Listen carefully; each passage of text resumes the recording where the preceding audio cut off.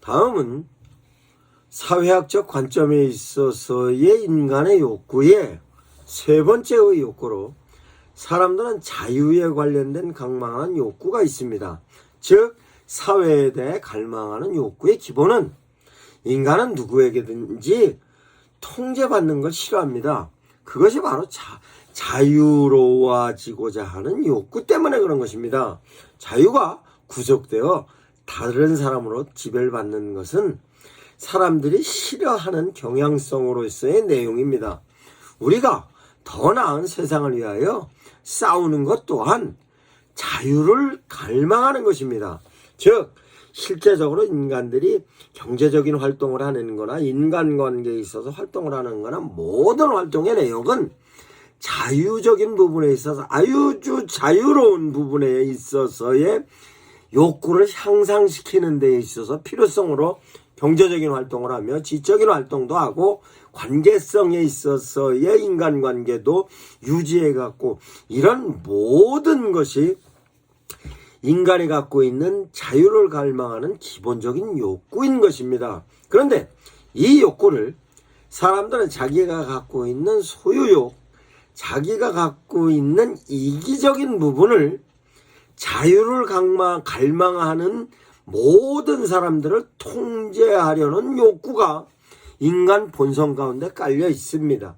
이 본성 가운데 깔려 있는 지배하는 욕구에 관련되어서 실제적으로 지배를 한다 할지라도 그 지배하는 것이 그 사람을 통제하는 것이 아니라 관계성에 있어서의 보다 돈독한 관계를 유지하는 모습으로 정리를 하면 실제적으로 객관성을 띌 수 있는 개인적인 사고가 형성이 되는 것으로, 즉 사람들은 자기 스스로가 모든 사람들은 피해의식을 갖고 있습니다. 피해의식을 갖고 있는 그 부분에 있어서 항상 스스로는 손해를 보고 있다고 생각합니다. 그 비근한 예가 학생들은 등록금 내는 것으로 교직원들이 먹고 산다고 생각합니다. 그래서 받아들이는 지식이 학교에서 받는 게 적다고 생각하는 것이 실제적으로 대학생들이 갖고 있는 생각 중에 하나이고, 뿐만 아니라 내가 운전 미숙으로 인하여서 교통법규를 위반해서 딱지를 띄었을 때 딱지를 띈 것에 대한 실제적으로 내가 잘못했구나 라고 생각하는 것보다는 내가 띈 딱지 범칙금으로 공무원들이 먹고 산다고 생각합니다.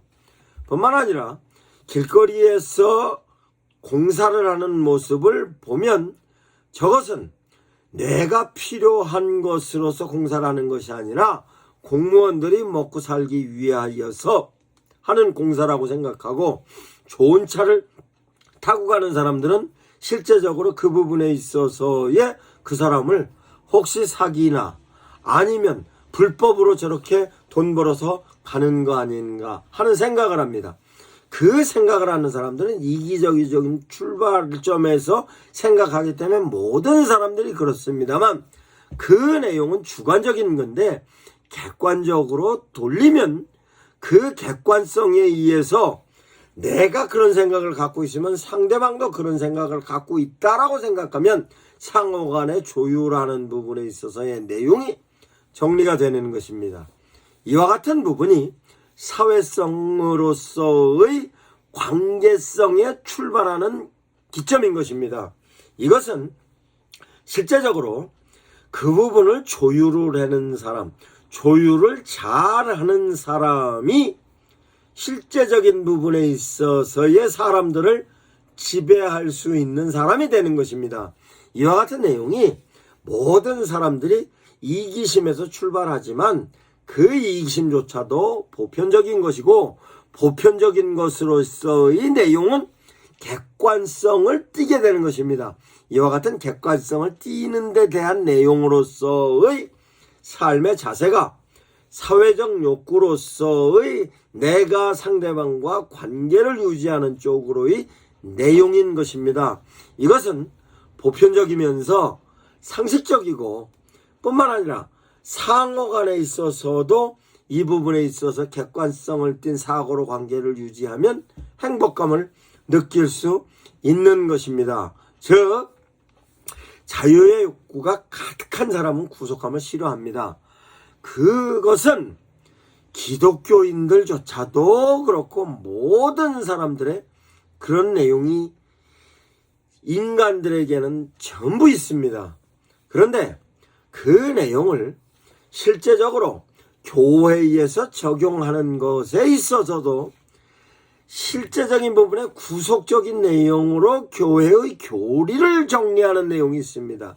그런데 그 구속적인 내용으로 교리를 정리하는 것은 현재까지의 내가 살아가는 삶을 판단하는 내용으로서이므로 율법적인 요소가 강한 교회는 교인을 법적인 부분에 있어서의 룰로 통제하려는 경향이 있습니다. 그것은 구약에 있어서의 내용도 이와 같은 내용입니다. 그러나 신약에 있어서 예수님께서 오셔서 인간들 향하여서 제시하시는 내용은 통제하고 구속하는 내용이 아니라 사람을 자유롭게 하는 데 대한 내용으로 예수님께서는 사역을 하십니다. 즉 가늠하다 현장에 붙잡혀온 여자는 실제적으로 법이라는 개념으로 통제하는 것으로서의 현상으로 나타난 것입니다. 뿐만 아니라 실제적으로 예수님을 찾아와서의 예수님에게 스스로 인정받으려 했던 사람들의 모든 내용은 사회에서 제시하는 내용 중에 율법적인 사회에 의해서 그 율법을 내가 이렇게 시행하였기 때문에 나는 이만큼에 대한 보상이 돼야 되는 거 아닙니까? 라고 예수님께 묻습니다. 그거는 서기관과 바리새인 율법사 모든 사람들에게 해당된 겁니다. 그러면 다시 예수님과 함께 활동하고 움직였던 사람들이 하층민들이고 그 사람들은 실제적으로 사회에서 통제를 하고 있는 가운데서의 그 내용 가운데서 피해를 입은 사람이라고 할 수 있는 사람입니다. 즉 율법을 잘 지키고 있었고 그 율법에 의해서 사회 지도층이 됐던 사람들에 의해서 소외받았던 사람입니다.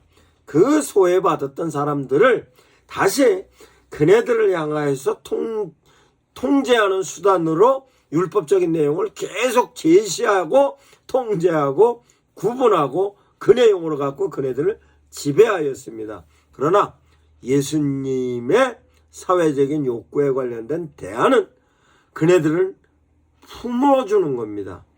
내 이웃을 내 몸처럼 사랑하라. 고아와 과부를 향하여서 어린아이를 향하여서 뿐만 아니라 창기나 모든 사람들에 관련된 것으로서는 그 사람 스스로가 갖고 있는 자유의 관점으로 제시를 해주는 것입니다. 그래서 자유의 근본은 예수님께서 앞으로 살아가는 삶으로서의 너의 자세는 통제로서 내가 현재 불행함에서 너 스스로 자유로움으로 그와 같이 통제되어지는 율법적인 내용보다는 내 스스로 자유롭게 살아라고 합니다. 근데 그것이 성경에 있어서 하나님과 예수님과 성령님의 역할에 있어서도 놀랍게도 정리가 되어 있습니다.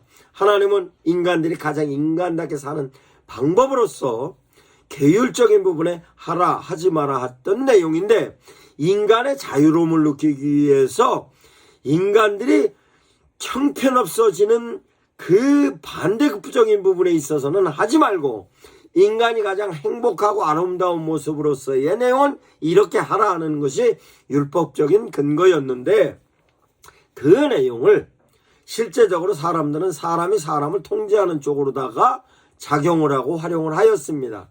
그 내용을 예수님께서 방향적인 전환을 시켜준 것이 예수님께서 십자가에 달려 돌아가시며 그 이웃을 사랑하는 데의 표본으로 보여주셨고 그 표본으로 보여주셨던 데 대한 내용을 예수님께서 표본으로 보여주신 것만으로 끝이 나는 것이 아니라 성령께서 오셔서 실제적인 삶에 대하여서 자유롭게 살 수 있는 데 대한 내용을 하나님께서 성령님을 통하여서 당신의 갖고 있는 하나님의 의지적인 부분으로 인간을 사랑하는 것, 이행하시는으로서의 사랑을 표현하셨던 것, 거기에 따른 의미적인 것, 하나님이 정말 인간을 사랑하시는 의도로서의 그 모든 내용을 성령께서 사람들로 하여금 생각나게 하고 깨닫게 하고 실천하게 하여서 그 내용으로 기독교적인 신앙의 기초가 만들어져 있는 것이 사랑으로서의 욕구요 뿐만 아니라 그 내용이 사회적인 욕구로 정리가 되어 있는 것입니다. 이와 같은 데 대한 내용이 바로 기독교적인 면에 있어서의 설교로 하나님의 메시지를 선포해야 되는 내용으로서 사회적인 관계를 형성하고 그 관계 형성을 통하여서 내면적인 부분에 있어서는 양육으로서의 매뉴얼이 되는 것이며 전도로서의 포인트가 되는 것입니다. 미션 아카데미 대표 전원균 목사입니다.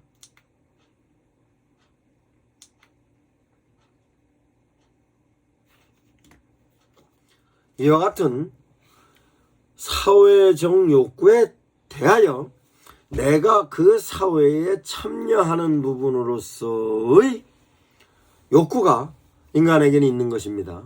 즉 사랑을 하기 위하여서도 사회의 일원으로서 참여하기 위하여서도 인간들은 끊임없이 생산적인 욕구를 추구하고 있습니다. 내가 무엇을 만들어내야 된다. 내가 무엇으로서 사회에 기여를 해야 된다. 이와 같은 내용으로서 생산적인 욕구가 계속 인간들에게는 있습니다. 그 인간의 욕구는 무엇을 만드냐에 따라서 생산품을 만들어내기도 하고 제도를 만들어내기도 하는 것입니다. 이것은 실제적으로 인간의 삶의 역사에 있어서 하나님께서 세상을 창조하셨던 그 창조에 관련된 당신의 의지가 당신의 형상으로 인간을 만들었기 때문에 그와 같은 내용이 인간들에게도 그대로 적용하는 것입니다. 그래서 인간들은 끊임없이 무엇을 만들어내려고 합니다. 생산성 있게 만들어내기도 하는 것이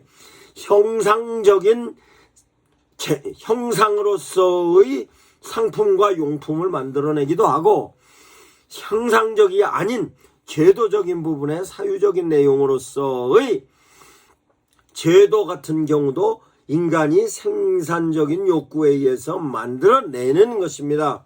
이것을 실제적으로 어떤 창조물을 만들어낼 때 그 창조물을 만들어낼 때의 머리의 필요성에 관련된 내용과 그 필요성에 관련된 내용의 효율성에 관련된 내용과 그 효율성으로 인해서 영향력에 관련된 내용과 이 모든 내용을 인간들은 생각하는 겁니다. 그 생각을 형상에 관련된 내용과 제도적인 내용으로 실제적인 모든 부분이 진행됨으로 사회가 굴러가고 움직여지는 것입니다.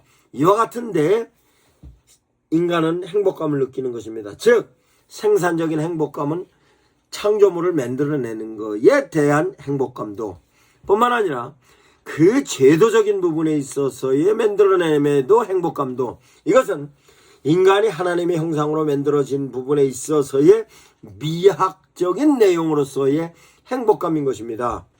즉 실제적으로 많은 사람들은 어떤 형상으로서의 생산품을 만들어내기도 하지만 그림을 그리면서도 그 가운데 창의력이 만들어지는 모습으로 희열을 느끼는 겁니다. 뿐만 아니라 사람들이 음악과 같은 데 된 내용을 실제적으로 만들어내면서의 엄청난 희열을 느낍니다. 그는 음악과 미술뿐만이 아닙니다.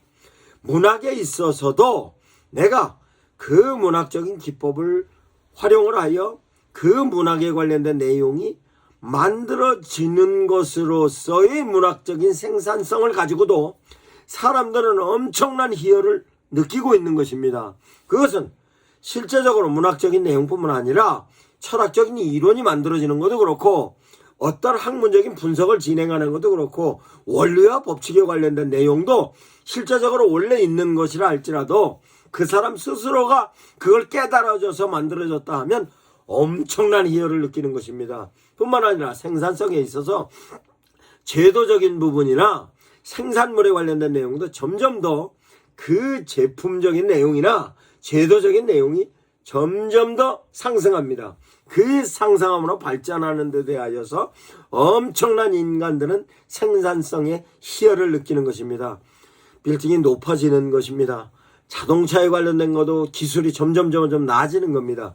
뿐만 아니라 실제적으로 사회에서 만들어진 제도가 점점 제도가 그 제도에 있어서의 업그레이드 되는 모습이 실제적으로 인간들이 가지고 있는 생산적인 욕구에 의해서 만들어지는 것인데, 그 생산적인 욕구에 대한 행복감은 만드는 것과 함께 그 만드는 데 대하여서 효율성, 만들어서 그걸로 인하여서 스스로가 사회에서 어떠한 모습으로 기여를 하는가, 기여를 한 부분에 있어서의 보다 폭넓게 기여가 됐는가, 이것으로서 생산적인 욕구로서의 인간들이 행복감을 느끼는 것입니다.